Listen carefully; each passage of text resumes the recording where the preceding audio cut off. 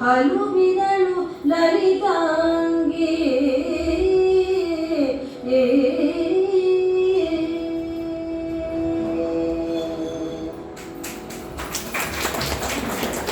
ಲಕ್ಷ್ಮಿಯ ಪತಿಯಾದಂಥ, ಸಮಸ್ತ ದೈತ್ಯ ಕುಲವನ್ನು ಸಂಹಾರ ಮಾಡಿದಂಥ, ಜನನ ಮರಣದ ಭವಚಕ್ರವನ್ನು ದೂರ ಮಾಡುವಂಥ, ಹಾಗೂ ಎಲ್ಲ ಚರ ಅಚರ ಅಂದರೆ ಯಾವುದು ಚಲಿಸುತ್ತದೆ ಅದು ಯಾವುದು ಚಲಿಸುವುದಿಲ್ಲವೋ ಎಲ್ಲದರಲ್ಲೂ ವ್ಯಾಪಕನಾಗಿರ್ತಕ್ಕಂಥ, ಉತ್ತಮ ಗುಣಗಳನ್ನು ಹೊಂದಿರತಕ್ಕಂಥ, ಗಂಭೀರ ವದನನಾಗಿರ್ತಕ್ಕಂಥ, ಇಡೀ ಜಗತ್ತನ್ನೇ ತನ್ನ ಪರಿವಾರ ಸ್ವರೂಪನಾಗಿ ಹೊಂದಿರತಕ್ಕಂಥ ಹರಿಯೇ ಮೈದೋರು ಅಂದರೆ ಬಾ, ನಮ್ಮ ಕಷ್ಟವನ್ನ ನಮಗೆ ಪಾರು ಕಾಣಿಸು ಬಾ ಅಂತ ಹೇಳಿ ದ್ರೌಪದಿ ಆರ್ತಳಾಗಿ ಮೊರೆ ಇಡ್ತಾ ಇದ್ದಾಳೆ. ಅವಳ ಮನಸ್ಸಿನಲ್ಲಿ ಒಂದು ಭಾವನೆ ಬರುತ್ತೆ, ಏನಂದ್ರೆ ಯಾವ ರೀತಿ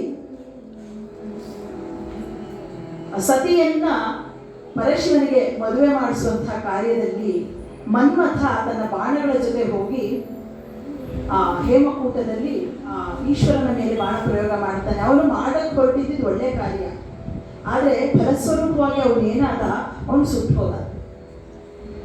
ಯಾವ ರೀತಿ ಮದನನ ಬಾಣ ಪ್ರಯೋಗವಾದ ತಕ್ಷಣವೇ ಈಶ್ವರನ ತಪಸ್ಸು ವಿಚಲಿತವಾಗುತ್ತೆ.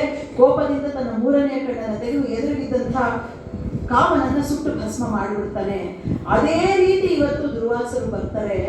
ಬಂದು ಇಲ್ಲಿ ಊಟದ ವ್ಯವಸ್ಥೆ ಆಗಿಲ್ಲ ಅನ್ನುವುದನ್ನು ನೋಡಿ ತಮ್ಮ ಮಂತ್ರ ಜಲದಿಂದ ನನ್ನ ಗಂಡನಾದಂಥ ಯುಧಿಷ್ಠಿರನನ್ನು ಮತ್ತೆ ಅವನ ಸಹೋದರನನ್ನು ಮತ್ತೆ ನನ್ನನ್ನು ಸುಟ್ಟು ಬಿಡ್ತಾರೆ ಅಂತಕ್ಕಂಥ ಯೋಚನೆ ಅವಳಿಗೆ ಬರುತ್ತೆ.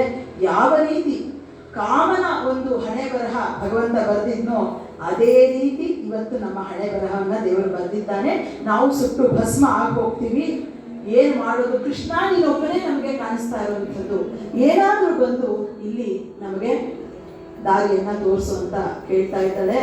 ಆವಾಗ ಯುಧಿಷ್ಠಿರ ಮನಸ್ಸಿನಲ್ಲಿ ಯೋಚನೆ ಮಾಡ್ತಾ ಇದ್ದಾನೆ, ನಾನು ಸಾಯೋದಕ್ಕೆ ಯೋಚನೆ ಮಾಡೋದಿಲ್ಲ, ಆದರೆ ಮಹರ್ಷಿ ದುರ್ವಾಸರಿಗೆ ಒಂದು ತುತ್ತು ಅನ್ನವನ್ನು ನಾನು ಕೊಡಲಿಲ್ಲ ಅಂತಕ್ಕಂಥ ಅಪವಾದ ನಮ್ಮ ಚಂದ್ರವಂಶಕ್ಕೆ ಬಂದು ಬಿಟ್ರೆ ತಲೆತಲಾಂತರವರೆಗೂ ಆ ಕೆಟ್ಟ ಒಂದು ಹೆಸರು ಹೋಗೋದಿಲ್ವಲ್ಲ. ಅವರಿಗೆ ಒಂದು ತುತ್ತು ಊಟವನ್ನು ಕೊಟ್ಟ ನಂತರ ನಮ್ಗೆ ಅವರು ಸಾವನ್ನು ವಿಧಿಸ್ಲಿ ಅಂತ ಯುಧಿಷ್ಠಿರ ಯೋಚನೆ ಮಾಡ್ತಾ ಇದ್ದಾನೆ.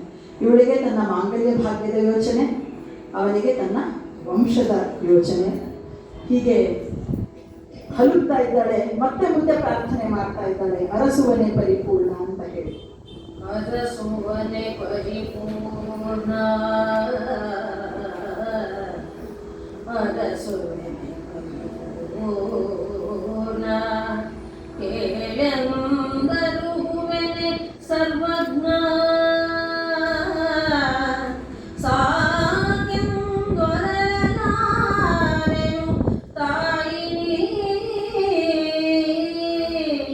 ನಿಮಗಾನು ಶಿಶುಗಳೇ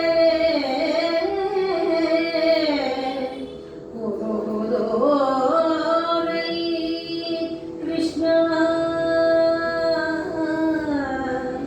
ಉರುಗುದೋರೈ ಕೃಷ್ಣ, ಕರುಣವ ಕರೆದು ಕಳೆಯಲು ಭಗುದರ ವಿಪುಲ ಘರಟ್ಟನಾರು,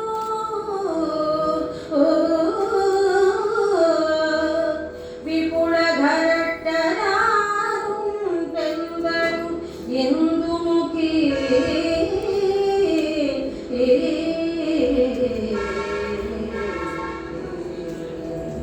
ಹೇಳ್ತಾಳೆ, ನಿನ್ನನ್ನು ಹುಡುಕ್ತಾ ಇದ್ದೀನಿ, ನೀನು ಎಲ್ಲಿದ್ಯಾ ಅಂತ ಹುಡುಕ್ತಾ ಇದ್ದೀನಿ, ಆದರೆ ನೀನು ಪರಿಪೂರ್ಣ, ಮೂರೂ ಜಗತ್ತಿನಲ್ಲಿ ವ್ಯಾಪಿಸ್ಕೊಂಡಿದ್ಯಾ. ಅಥವಾ ನೀನು ಏನಾದರೂ ನನ್ನ ಕಷ್ಟನ ಬಾಯ್ಬಿಟ್ಟು ಹೇಳೋಣ ಅಂದರೆ ನೀನು ಸರ್ವಜ್ಞ, ಎಲ್ಲ ತಿಳಿದವನಿಗೆ ನಾನೇ ನನ್ನ ಕಷ್ಟವನ್ನು ಹೇಳೋವಂಥದ್ದು ನಿನಗೆ ಗೊತ್ತಿದೆ. ಹಾಗೆ ಎಲ್ಲ ಜಗತ್ತಿನಲ್ಲೂ ವ್ಯಾಪಿಸ್ಕೊಂಡಿರುವಂಥ ನೀನು ಬಾ. ಭಕ್ತರು, ನಿನ್ನ ಭಕ್ತರು ಕಷ್ಟದಲ್ಲಿ ಕಣ್ಣೀರು ಇಡ್ತಾ ಇದ್ದಾರೆ. ಮೈದೋರು, ನೀನು ತಾಯಿ, ನಾವು ಮಕ್ಕಳು. ಮಕ್ಕಳ ಕಷ್ಟವನ್ನು ತಾಯಿ ಮಾತ್ರ ಪರಿಹಾರ ಮಾಡೋದಕ್ಕೆ ಸಾಧ್ಯ.